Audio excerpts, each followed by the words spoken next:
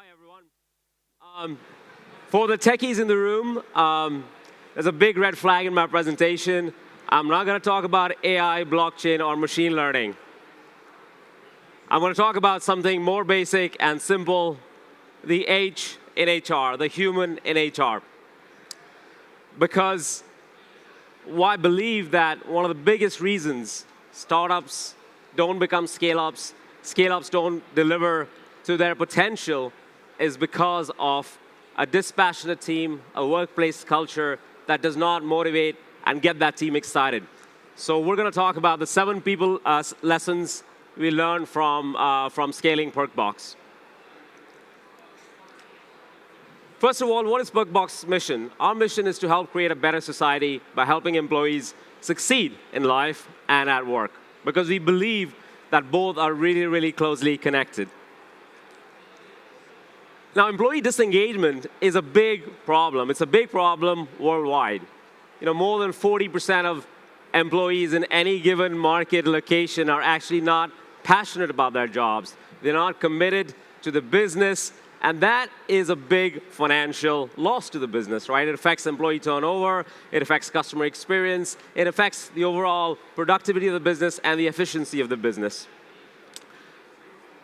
Now, what Perkbox is trying to do is provide a unique employee experience through our platform, which enriches the personal and working life of employees.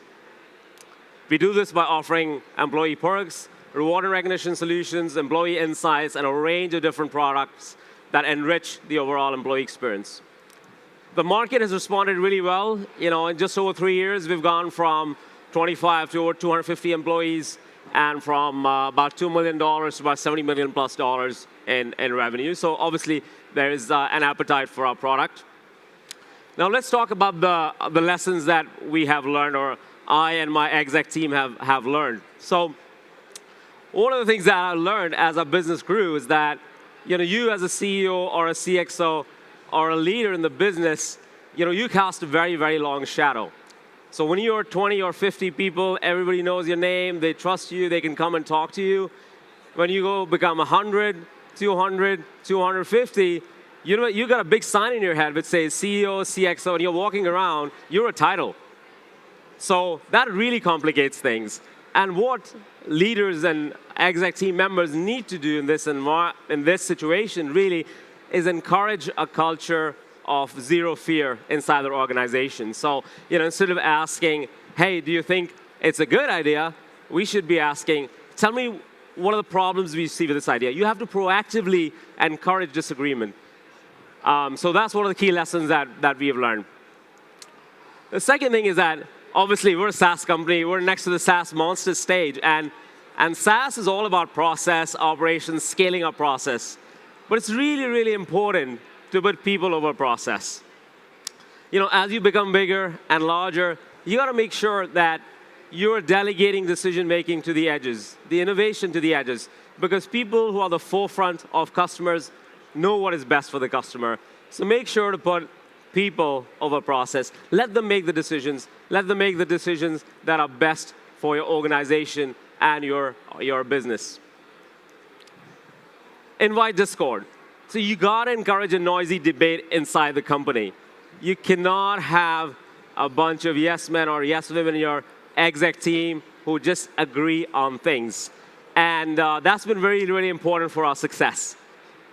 What's really important, though, is that when you encourage this noisy debate, that when you come to a conclusion, it's really, really clear to everybody why the decision has been made, how the decision has been made.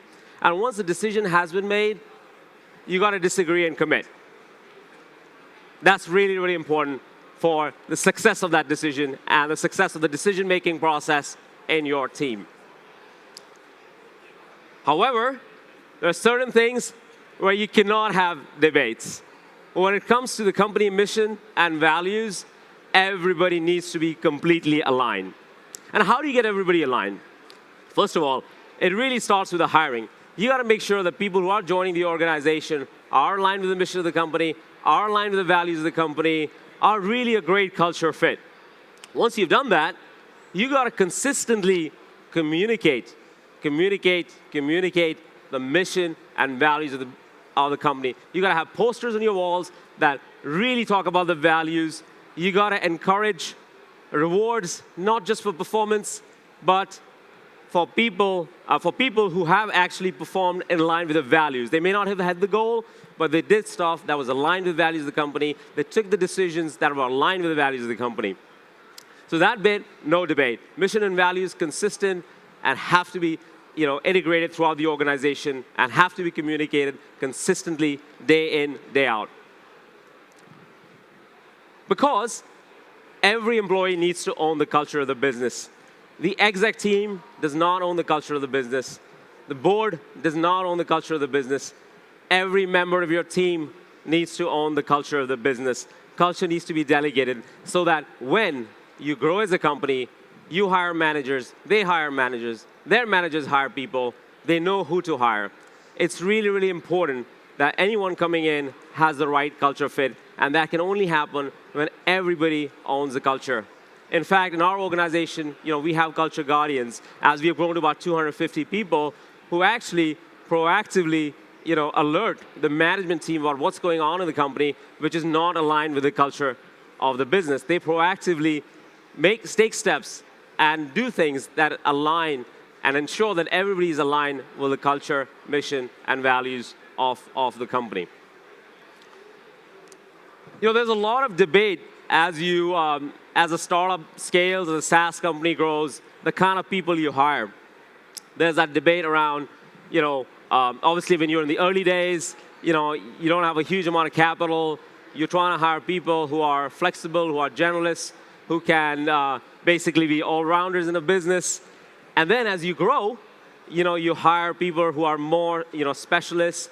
You want to hire people who can be in their capacity, in their roles, 18 months from where your business is, 12 months from where your business is. Again, depends on the pace of growth. And that obviously creates complexities inside the culture in an organization because you have these generalists and all-rounders who've been with the business for a long time, given everything they can to the business, and then you hire these specialists, senior guys who come in.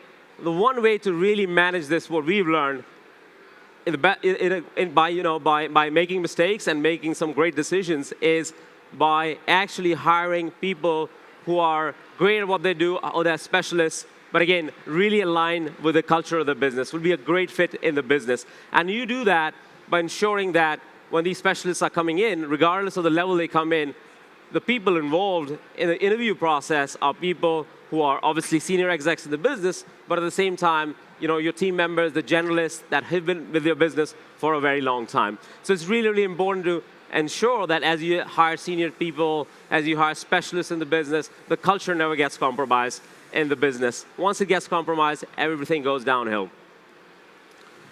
And finally, it's really important to keep the human in HR.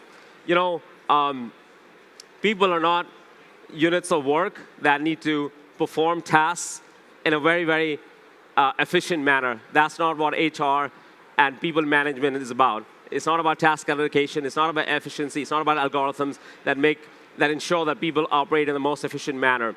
Our jobs as leaders and execs is to turn the light on inside our teams. Get them really, really excited, get them really, really motivated, and get them really, really passionate about your business and your values. And then, once you have a great, great, great employee experience, you will deliver an amazing, amazing customer experience. Your customers are going to be happy when your employees are going to be happy. So, thank you very much.